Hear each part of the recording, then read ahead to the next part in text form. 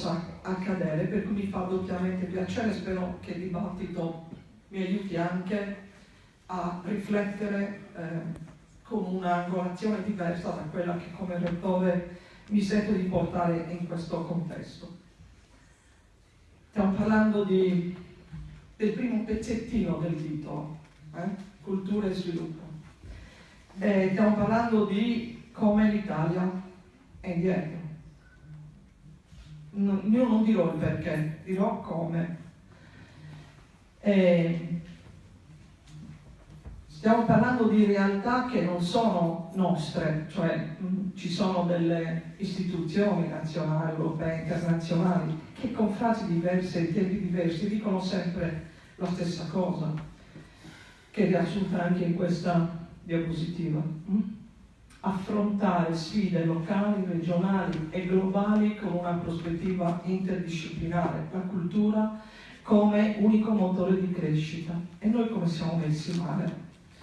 Siamo messi male, questo è quello che succede, questo è il report OCSE del 2016, dove vengono fatte delle riflessioni, anche delle affermazioni che un po' fanno male, ma che erano scontate, nel senso che a questo saremmo arrivati.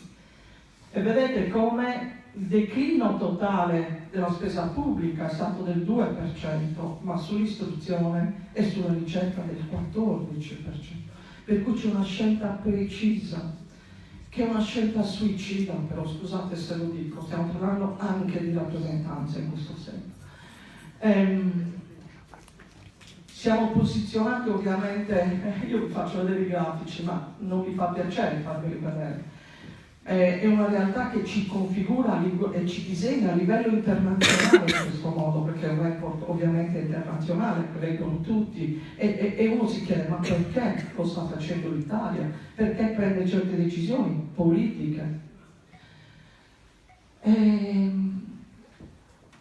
divertente, se vogliamo usare questo tema, l'ultima frase che c'è scritta in questa slide. Nell'istruzione terziaria è aumentata del 4%, ma perché? Perché sono diminuiti il numero degli studenti. Cioè abbiamo meno soldi, però sembrano di più perché si iscrivono meno studenti all'università.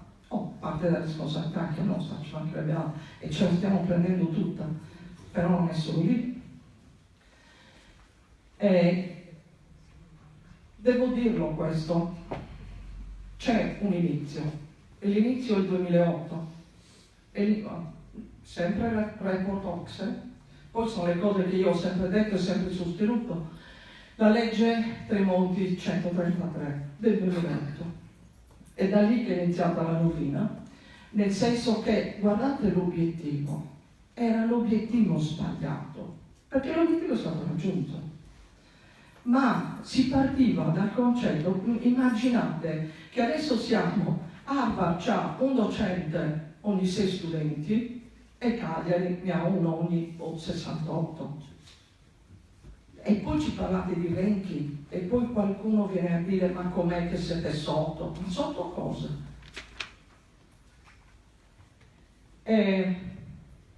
La riforma del 2008 non era collegata alla crisi economica, anche questa è un'affermazione che fa male, perché vuol dire che c'era una scelta consapevole per arrivare da qualche parte, sicuramente era fatta per avere un obiettivo di crescita, io questo non lo metto in dubbio, però purtroppo alla fine i risultati sono questi.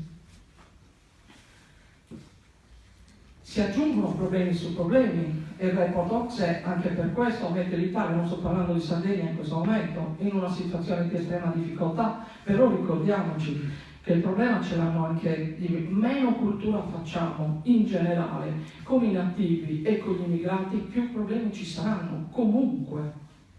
Non che la cultura sia la panacea di tutti i mali, ma sicuramente riduce i rischi. Questo è per farvi vedere dove siamo come spesa pubblica sull'istruzione universitaria rispetto alla media europea. Solo la Bulgaria fa peggio di noi. Questo è per sfatare una leggenda.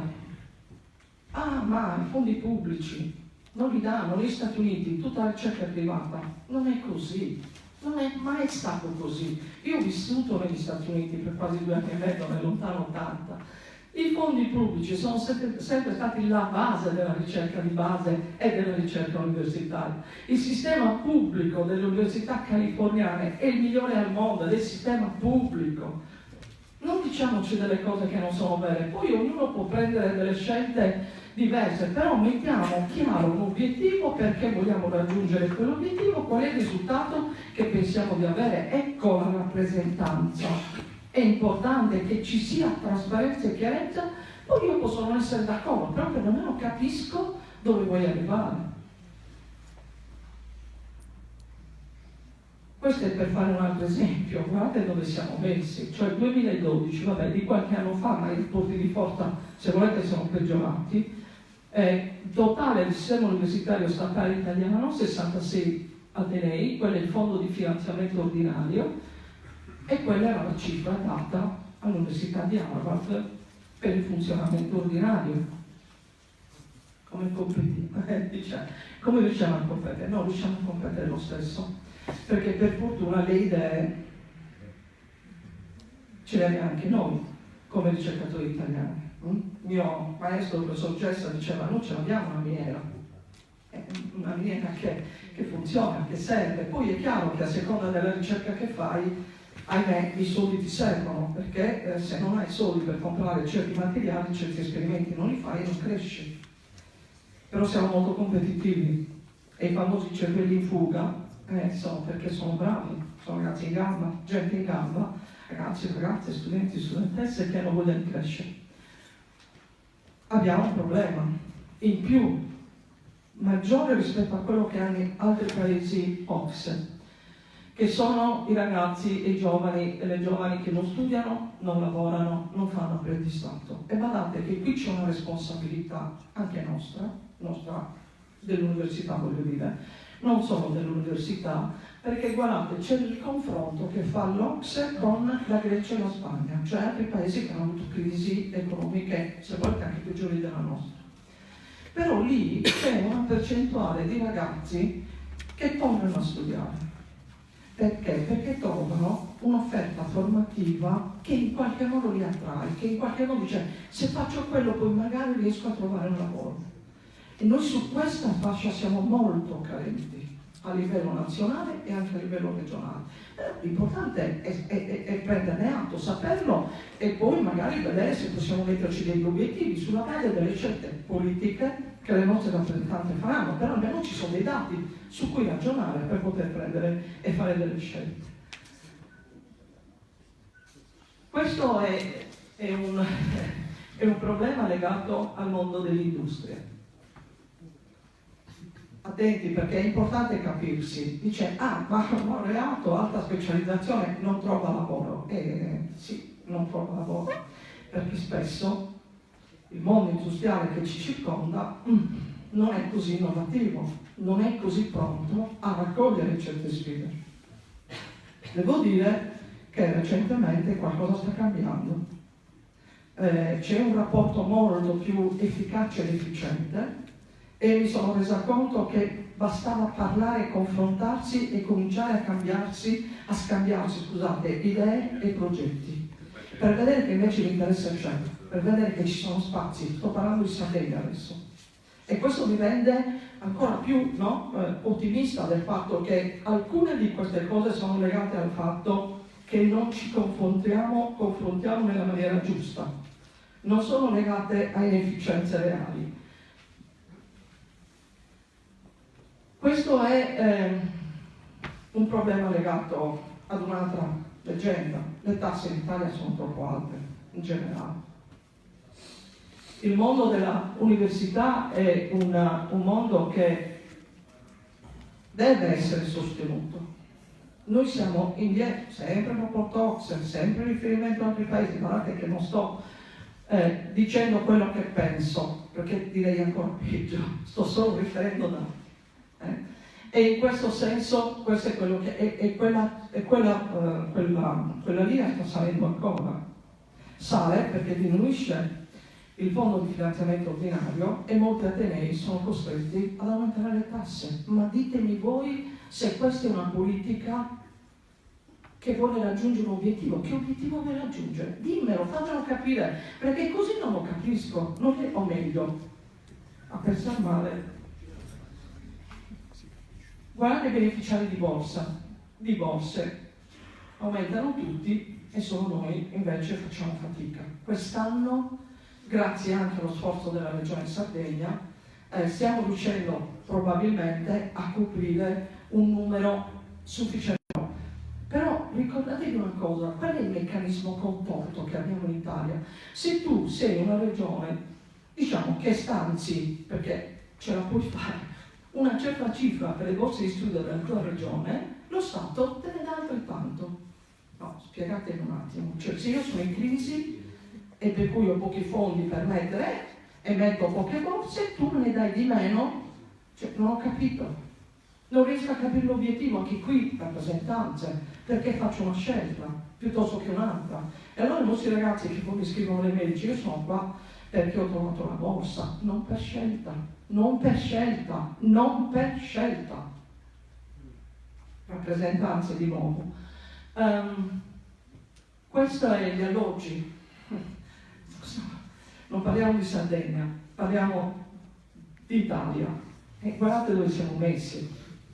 Ma perché negli altri paesi ci sono tutti questi studenti poveri? Non è così, non è così, non deve essere questo il ragionamento, non deve essere questo il ragionamento, deve essere prima di tutto quello, certo, ma non ci si deve limitare a quello. Devi stimolare, devi incentivare, devi portare avanti il percorso, se ci credi nel fatto che la cultura è sviluppo. Questo, vi dico, questa è una vecchia diapositiva, ahimè questo è già successo, la Turchia ci ha già superato, per cui sotto questo aspetto, sì, sto per finire, il target italiano, ahimè, non è stato raggiunto, target italiano batte bene sul target europeo, per cui molto più basso, ma uno dice perché? Fammi capire perché te lo metti più basso, c'è un motivo, vuoi raggiungere che obiettivo? Trasparenza, chiarezza nelle decisioni e nelle motivazioni. Qui vado veloce e potete anche guardare il discorso dell'istruzione professionale. Vi rendo conto che con la Regione si possono fare dei percorsi, li abbiamo già iniziati. Non basta solo questo, però è un percorso che si può inserire, che dobbiamo inserire per permettere ai nostri ragazzi anche di crescere in una realtà diversa. Però attenti, non è vero che per dedicarsi alla terra o al mare non serve laurearsi, non è vero, non facciamo passare questo messaggio, non è vero, sarai comunque sempre scarso. Questo sono istruzione, innovazione, istituzioni, e se non gira questo circolo non funziona il sistema. Questo è per dirvi che quello che si sta cercando di fare con la regione, sta facendo l'università, il mondo politico, il mondo dell'industria, del commercio, i sindacati. Questo è il goal al quale dobbiamo arrivare, e cioè, ed è incredibile, ci sono delle statistiche bellissime di come aumenta tutto il sistema nel momento in cui cresce dal punto di vista dell'innovazione quell'area o quella regione. Qui ve la faccio veloce, vedete come siamo malmessi dal punto di vista del rapporto tra laureati e popolazione tra 30 e 34 anni, siamo scuri, ma il resto d'Italia non sta meglio, non sta meglio. Questo potete, probabilmente è un dato che conoscete già, come regione siamo in estrema difficoltà, stiamo facendo di tutto per crescere in questo senso, però è complicato, cambieremo tutta la politica dell'orientamento, però è difficile. Questo è per farvi vedere dove stiamo andando, questi sono i soldi che lo Stato non ci dà più, e qui la Regione ha cercato di intervenire, il Consiglio regionale ha aiutato l'anno scorso, abbiamo fatto delle manifestazioni, a livello ministeriale stiamo ottenendo un certo tipo di risultati perché sono degli indicatori che per noi sono assolutamente inapplicabili, e più scende quella linea e meno noi siamo in grado di reggere alla sfida. Questo è quanto abbiamo perso, 27% del finanziamento del fondo di finanziamento ordinario, e questo è successo dal 2008 al 2014. inaccettabile, soprattutto perché non si capisce l'obiettivo. Perché? Perché? Cosa vuoi fare della Sardegna e in Sardegna? E guardate che la cosa comincia da lontano. Poi in questa finanziaria sembra che effettivamente stiamo andando verso dei provvedimenti di crescita del sistema universitario italiano. E noi ci auguriamo che questa sia finalmente una vera, reale, decisa inversione di tendenza. Questo è il fatto di coniugare cultura e innovazione, e io quello che sostengo da sempre, ma è una cosa comune, normale, è che cultura e innovazione, senza la prima non può esserci una seconda. Chi parla di innovazione senza conoscenza, sta dicendo cose inaccettabili, assurde, sta prendendo in giro. Ovviamente noi ci mettiamo in discussione, ci stiamo mettendo in discussione come Ateneo su moltissimi campi, con una partecipazione dei docenti, degli studenti e del personale, perché vogliamo essere comunque partecipi, presenti e in qualche modo insieme portare avanti un percorso che sentiamo nostro. Ho finito.